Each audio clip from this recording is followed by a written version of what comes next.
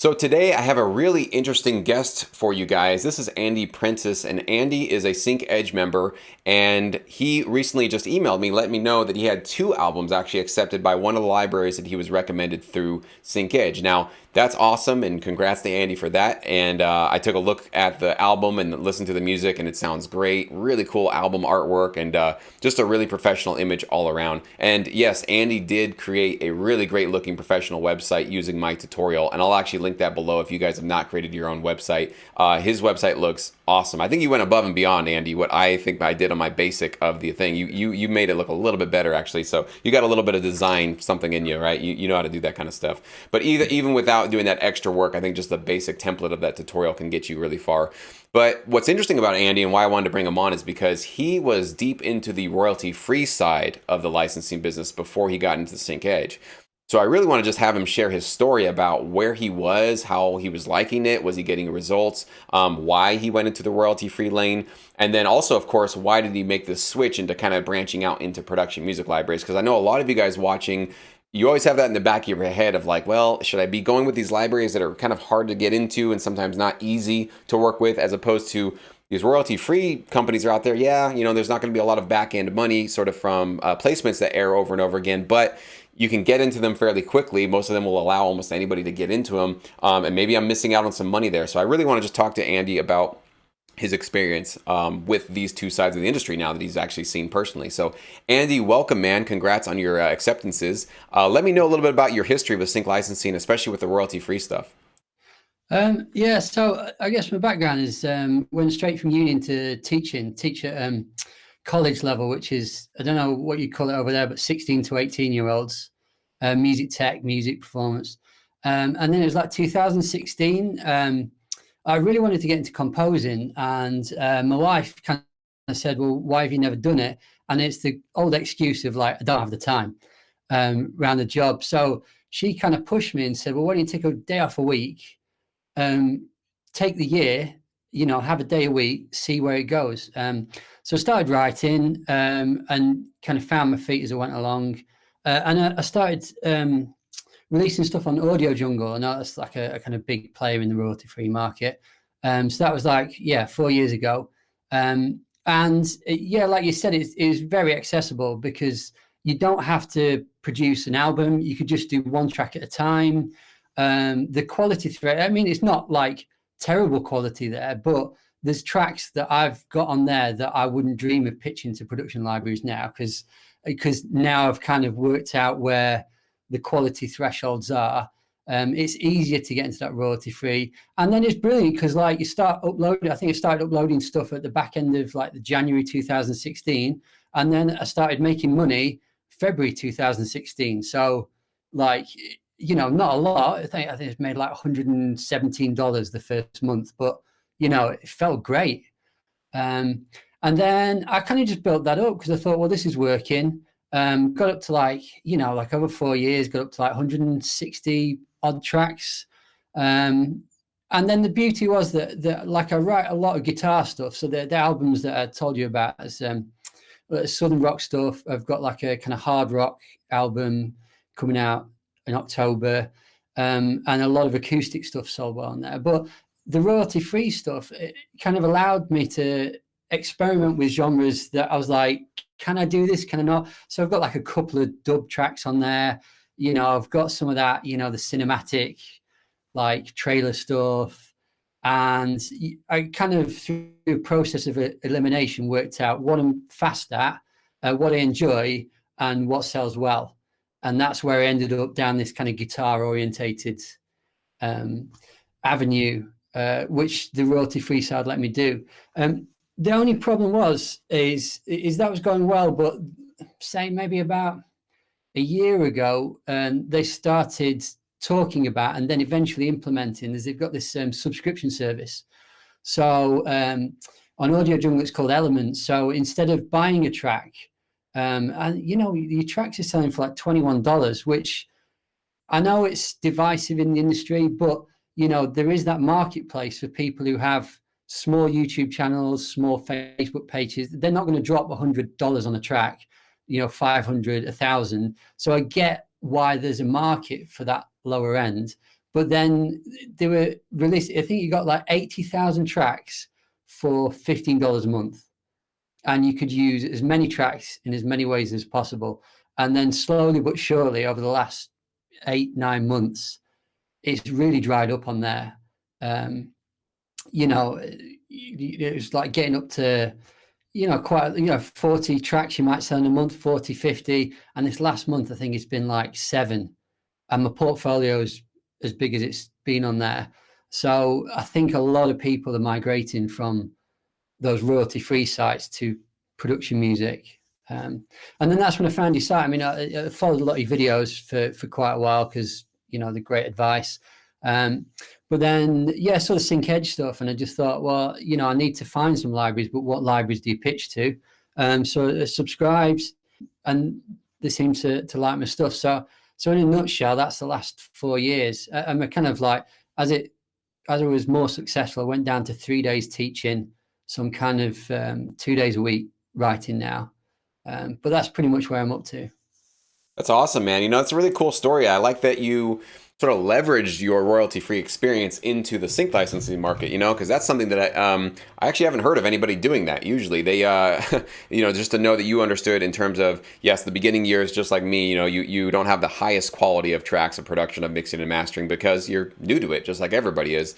But it's kind of interesting that you recognize that as a way for you to sort of like build up, experiment with different genres, try things out. And of course, like you said, to get accepted there wasn't much rejection. So that can be good and bad, of course. I'm sure that like some producers, and I'm sure I've heard a lot of those on the royalty-free sites, that they need a lot of rejection because they're putting up just a lot of really low-quality stuff, and because these sites sometimes just accept whatever, they think that they're doing something right. They don't know that it's really not as high quality as it possibly could be. So sometimes getting that feedback of like, it's not quite at that standard. But you sound like very self-motivated, self-determined, and obviously able to be more critical of yourself in a healthy way, right? To basically increase your stuff. And the fact that you're honest about that, to say like, yeah, my earlier stuff wasn't my greatest. I feel this exact same way. I'm kind of embarrassed with some of the earlier stuff that I did.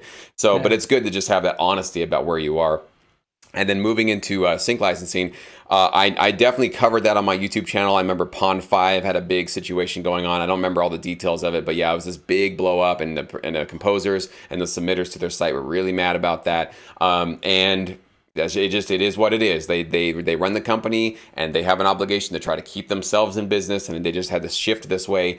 And unfortunately, what happens a lot of times at the lower end of the market, like you said, these kind of lower budgets, is things usually tend to just get squeezed lower. Right? It doesn't tend to go higher. It's like, well, we're at the bottom of the bucket anyways, so let's go ahead and fight for the pennies. They kind of just go lower and lower and lower. And unfortunately, composers like you usually end up bearing a lot of that, is because you guys are the ones that are sort of supplying the music. So it's a sad fact of life, sad fact of business, but it definitely does happen, obviously, in the royalty-free market. And we'll see. I mean, there's plenty of other outlets out there, and I don't know if all of them are doing the subscription, but you do sort of like put yourself at the mercy of whatever the industry decides to do in that side. Luckily, with production music, we're a little bit on the middle to upper end of the budgets and of the opportunities out there. So what I think is really cool for you now is to sort of start to see your catalog building, and obviously start to see those passive income royalties for, let's say you get a placement on a TV show that airs over and over and over again. You don't have to get that track licensed or sold as you were with the royalty-free sites over and over again to get the money. You actually might be able to earn, like I do, you'll get the same royalties, the more royalties paid out every single quarter. And then if that TV show gets aired in other territories, other countries, you get the international placements from that as well. So that's what I hope for you, man. You can start to see that sort of like exponential snowballing, that growth that can really happen on this side, which is really cool. So anyways, I know you had a couple of questions for me about like moving forward, working with this library. I would be happy to answer anything you possibly can. I know everybody else watching would maybe like to appreciate some of this advice too. So go ahead and please ask me any questions you got. Oh, okay. So I guess there's a couple of pressing ones, but the first one is, I've got accepted by this library. They're very good at kind of interfacing with composers. I felt valued, and like my stuff was mostly right when I submitted, but moving from that kind of it'll do royalty free site to suddenly going to like a 14-track album, you're talking about along with the stems and the 60 and 30 and stings, it was I think it's like 150 bounce downs plus, which was like a bit of it's doable, but it's just that, maintaining that concentrated, is everything the right sample rate, is everything the right bit depth, is it exactly 60 seconds? So, like the first time I submitted it is maybe like 2 or 3 mistakes, but they were very gracious with it. But now I've got a bit of a relationship there. Should I stick with that library for the near future? Would you say, would you give it 3, 4 months, 6 months, a year? What would you do? So it depends on. It sounds like they're definitely doing what they're supposed to be doing, which is interfacing with you, like you said, giving you sort of personal time. I don't know if it's phone calls, emails, however it is, but there's definitely a Mm, personal touch there. That's always yeah. a really good sign that you're working with a legitimate company that's going to be looking out for you, because those are the companies that usually want to have a relationship with the human beings that are supplying music to their company. They don't see you as just like another number, like a royalty-free website would. They have no idea who you are. You're just another, one out of thousands or maybe tens of thousands of uploaders, right? So it's always a Yeah. good sign that they have an investment in you. Now, what I usually say is if you're brand new and this is your first library you're working with, if they're a library that you've had a conversation with and they say, listen, like, Andy, we want everything you can possibly give us. Like, we love what you're doing, and we're going to just keep putting out music as quickly as you can get it to us. If you have that kind of an open door policy with them, then I would Mhm. say it's definitely worth giving them at least 6 months, maybe up to a year of a lot of your time and energy, especially if you feel confident in what they're placing and what projects they're pitching to. Another thing you can do to basically try to get more confidence for yourself to know, like, yes, I am kind of doubling down and working with the right company, is ask them on a regular basis, what are you guys working on? Like, what clients are coming to you? What are you guys trying to pitch for right now? How can I be of service, of use for the most relevant stuff going on right now, right? So always have that conversation kind of going on all the time with your library, and not just have it be, well, here's what I can do. I can do this music and that music and that music, and I'll just keep sending you albums because you keep saying you want it. Because a library, sometimes they will basically just take your music because they're like, you know what, we could use that down the road at some point, but that's not really necessarily the best for you. You want royalties now, you want placements now, right? Yeah. And a lot of times it's just going to be on you to have that sort of like conversation, and initialize that conversation and ask them, what can I do with my skill sets that would be the most useful for your clients and your projects and what you're pitching for right now. And actually, the more that you can talk about those things, the more that you're going to become one of the inner circle members, inner circle writers, where when they have these like really quick, awesome, lucrative opportunities, you would be somebody that they could pull on board as long as your skill set matches the opportunity, right? So I would Mm. definitely say, if they're keeping you that busy and they're just saying, just crank out a bunch of albums and we'll take them, and here's what we're going to put them for, I would say give them your 6 months to a year and kind of see what's going on. If you don't see any placements or anything going on within 6 months, maybe have a conversation with them about that and just say, hey, I've been loving cranking out music. Great working with you. Can you let me know if my tracks have been shopped, if they've been placed? Are you aware of that? Is there any way we can kind of keep that going on? And let them know it's really for you to keep your motivation up so that you can keep giving them high quality music, right? Some libraries, it's not that they're hiding things from you, but they're just busy, and they don't always necessarily update every writer on like, hey, your tracks are being shopped for this or that, right? Because they're just Yeah. usually in the process of like, all right, let's just shop something for this client. But it would be, maybe you just want to ask them, can you keep me in the loop when something of mine kind of gets pitched? Sometimes we don't know if it gets landed, but at least let me know that I'm in the arena, right? Like, I'm actually out there having a chance.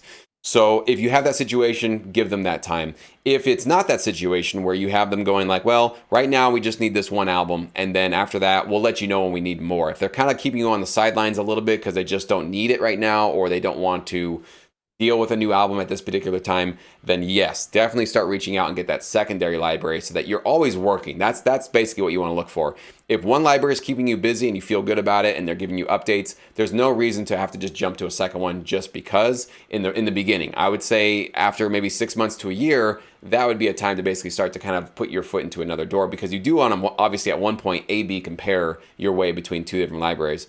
But the problem is if you do that now, when you just got in the door and you just sort of got started, and you kind of start to pull away a little bit and you're not as available to this first library, they're going to see that and notice it. And so like your brand right off the bat starts to feel a little bit, is this guy really with us or not, right? And you definitely don't want to stretch yourself too thin where you have two libraries asking you for a bunch of stuff. I did that in the beginning of my career and it didn't work out because neither library got what they wanted, because I was like, oh, I'm Superman, I can do it. No, we're not. You got to sort of be realistic about how much you can really do.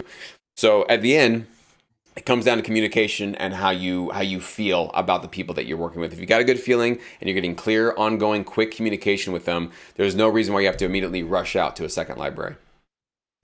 Cool. I guess another question as well is, obviously I make a lot of guitar orientated tracks. And there's loads of different like sub genres, loads of album ideas in my head of like, oh, I could pitch these. But the one I find most successful and easiest to write is that kind of southern rock, that Derek Trucks, Rival Sons, that proper, like a bit distorted, and that's quite popular as well. There's a lot of adverts and things. Now I've got tons of those tracks knocking around. So my problem is that obviously I can't pitch the same album to the same library because they're going to say, well, we've just taken 14 tracks. Why do we need another 14 tracks? So what would you say about like the genre that I feel easiest to write in? Should I just put that on a back burner for a minute while I just work with this one library and then crank out those other tracks in the future for another library later on? Or do you think I should pitch them to another library at the same time now? Very good question. I think again that comes down to the communication. So just because you have given them the first album, it actually doesn't necessarily mean that they won't want more, because some libraries are like they can't get enough of some kind of tracks, right? So I don't know how many tracks were on your first album, but it was like 12. 14. 15. Okay. So yeah, that might be a good number of tracks to shop to their clients, but they might realize that like there's a lot of need for this style of music. And after 15 tracks, maybe the client's going like, okay, I've used all what you got. Do you have anything else? Right. So it's kind of a tricky one. I don't know if I could tell you to go one way or the other, because you could obviously just package up those other tracks, that other album, go to another exclusive library and just say, hey, I have this ready for you. But just be aware that you're opening yourself up for them going, great. Can you give us, well, because what if that second library goes, great, that's awesome, can you give us more? And then this other library says, hey, we also need more too. So you got to be aware of that like you don't want to disappoint everybody because you stretch yourself out a little too thin. So Yeah. I guess what I would say is ask that library. I wouldn't tell them you have a whole album ready to go, because you don't want to like sell them something that you might not want to give to them, but definitely ask them, hey, that style comes very easy to me and I can crank out a lot of those tracks fairly quickly. Do you think that would be useful? Do you think there'd be a lot more, opportunities for more of that? Or is there something else that I should be spending my time on? So if you can get that clear answer from that first library first, that would probably give you a better idea of what to do with those tracks that are back there. But yeah, I wouldn't let them know, hey, I also have these other 14 tracks. Because if they say, yes, we'll take them, but then you didn't really want to give it to them, you're kind of like, you're teasing them a little bit by saying, hey, I have something, but I'm not sure I want to give it to you. So Yeah. maybe not tell them, it's not lying, but just don't tell them you have it, but just say, I could create more of that. And obviously you could. In a couple of weeks, you could have created a lot more tracks for them if they needed them, right? Yeah. I get that. And I guess the last question is a little bit more about bespoke projects, because I'd kind of, when I first started writing, I thought the idea of me pitching for individual projects was like, I was like, what is the point? Like, even writing sync music is new to me. So imagining that I can come in and off the bat pitch as a rookie for some TV spot, I was like, I'm never going to get that. It's going to be wasting my time. But now I feel like I've got the experience of writing the tracks and I'm doing stuff for libraries.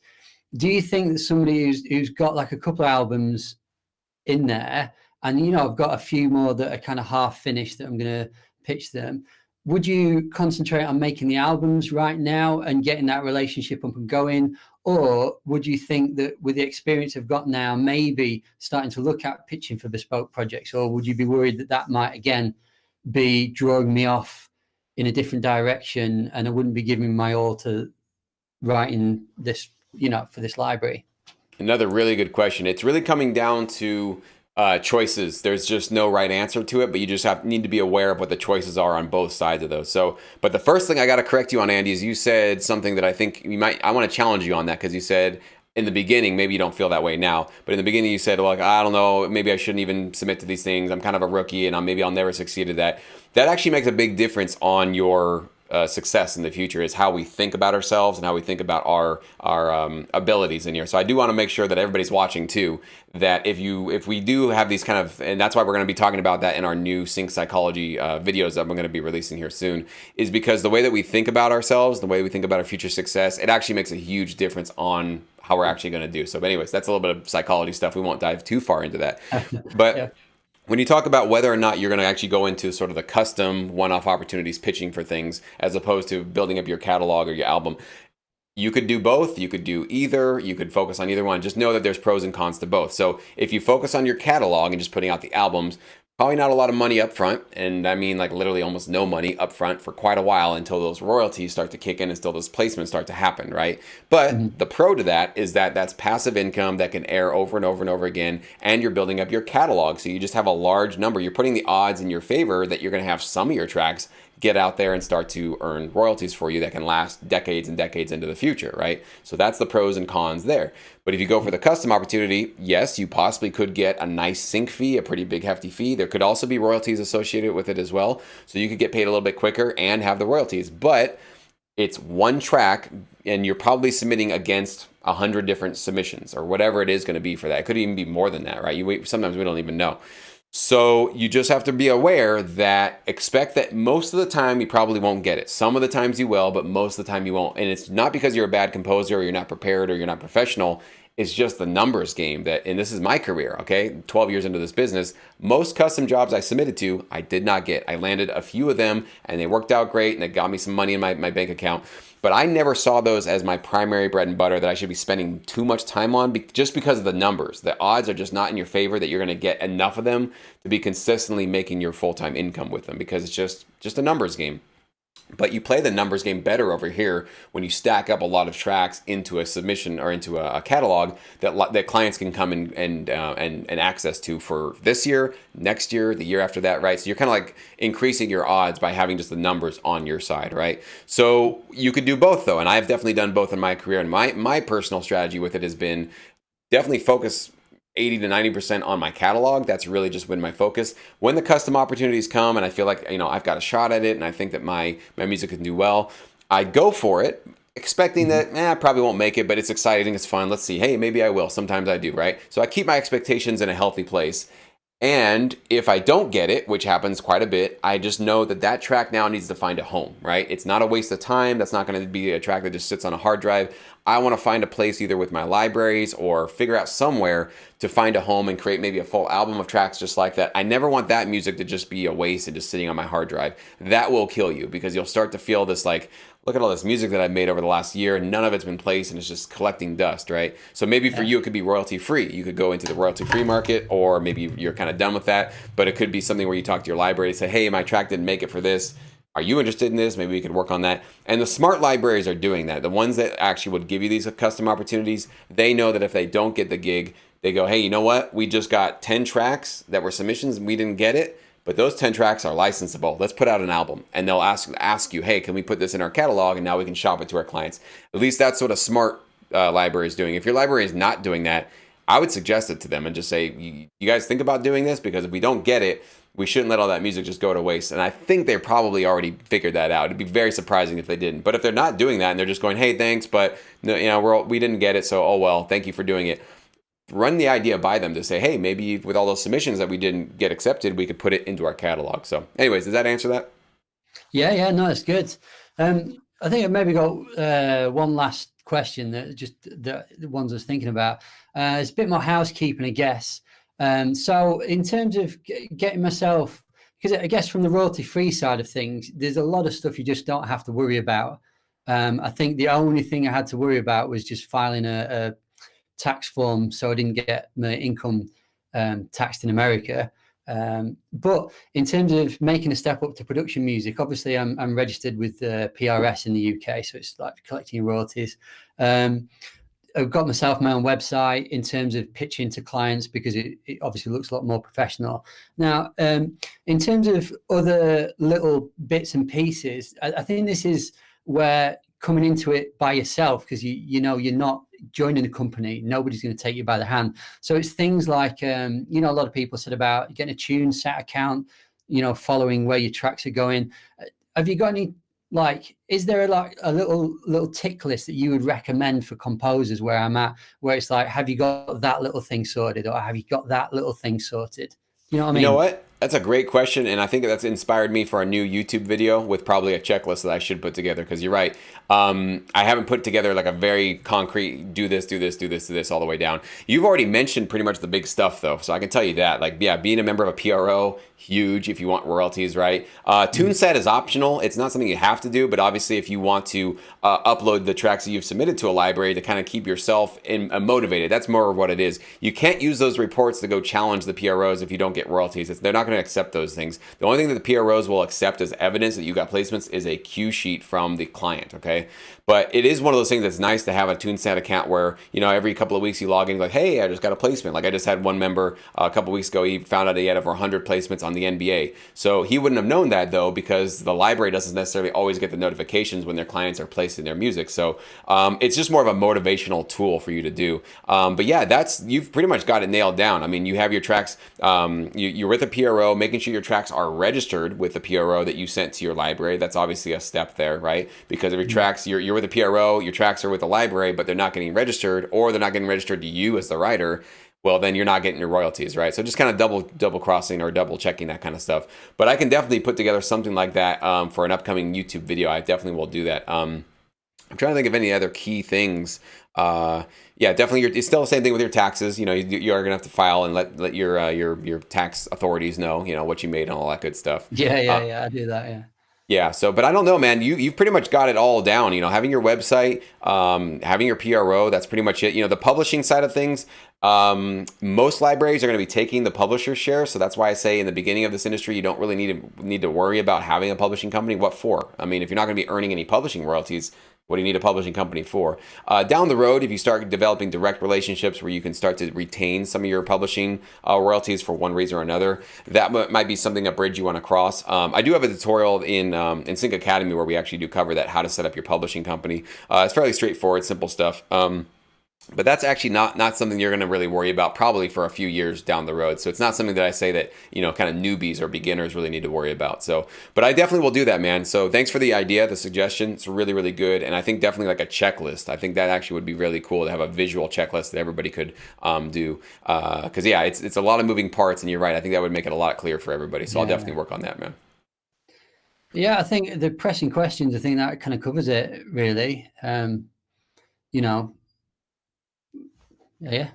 Awesome, man. Well, thank you so much for being with us, Andy. I really appreciate it. Thanks for sharing your story. Really inspiring, obviously. Really, really cool to see that. I love getting these these success stories and the testimonials from you guys that, you know, this stuff is actually working and you're actually seeing. And I can only imagine, like when I saw your album art, I was like, oh, I remember that feeling when I got my first album with the artwork and stuff. It's Yeah. just a cool feeling, right? To know that you've been released on a legitimate company and like your music is out there getting placed. So it kind of feels like, it must feel like what artists feel like when they release their music to the public, and it's like boom, it's out there on iTunes or whatever. So that's such a cool feeling, man. And I wish you all the best with it. Keep up with the hard work and with the dedication, and all the good things. I definitely see great things coming for you down the road, man.